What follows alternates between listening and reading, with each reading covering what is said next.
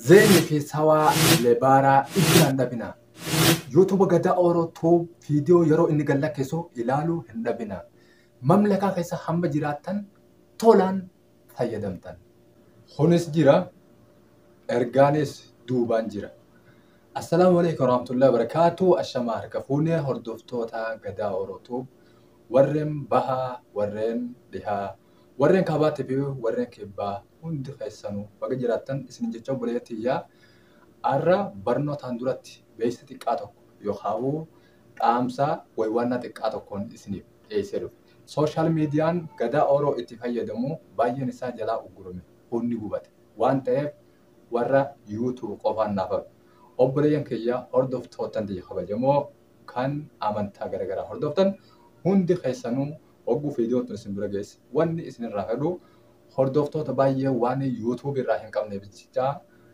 akka warren subscriber gurguddaa qabdan share naaf gootanii namoota biraan naaf geessan isin gaafadha.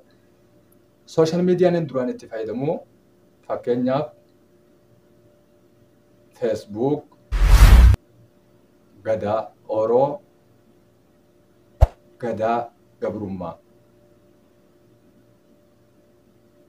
TikTok, Gadaa Oroo, Gadaa Oroo. TikTokin akka itti gubatu beekamaadha. TikTokin akka histiin achirra baay'attuu fi kunuuddini jira. Warreen ammoo sharrii yookaan histii godhanii sooshaal miidiyaa namni tokko akka ilmootti kunuunsee guddise nama jalaa gubdan osoo ofirraa dhiiftanii obboleettiyyaa dhiisaan isinin jira. Kanaafuu ammoo gara Feesbuukaatiin Feesbuukni kiyya inni hundinuu rakkoo akka tasaa yeroodhaaf mudateef jecha uggura jala jira. Akkanaaf banamu abdiidhaan qaba. Hamma inni hunnaaf banamutti warreen sabskiraayibarii qabdan akka sheernaaf gootan abdiidhaan qaba. Barnoonni warreen firii daataa yookaan shabakaa bilaash fayyadamanis nu duuka jira. Waliin haayaan. Appilikeeshinii suni hamii jechuun keessa hin oolu. Hin dalagamu hin dalagu. Mee waliin haa ilaallu. Amma YouTuber akka dalagaa jiru ni argitan. Walumaa galatti warra isin fe'isu. Akkanatti hin dalagu waan ta'eef jechuudha wanni inni keessa hin jirre. Akkasuma illee TikTok illee wanni ibsanne akkuma isaan dalagu jira. Akka dalagaa jiru ni hubattan jayyaadha. If duuba deebinee ammoo appilikeeshiniin sun kami kan jiru mee appilikeeshinii kana bannee cufnee ilaalla ni banama. Serverii isaa amma dhoo'inee ilaalle. Ogguu as fiddan isin zeen firii kana irra kaa'attanii ammoo yoo fi qabaachuu baattan install gootanii haaratti immoo update godhuun keessan barbaachisaadha.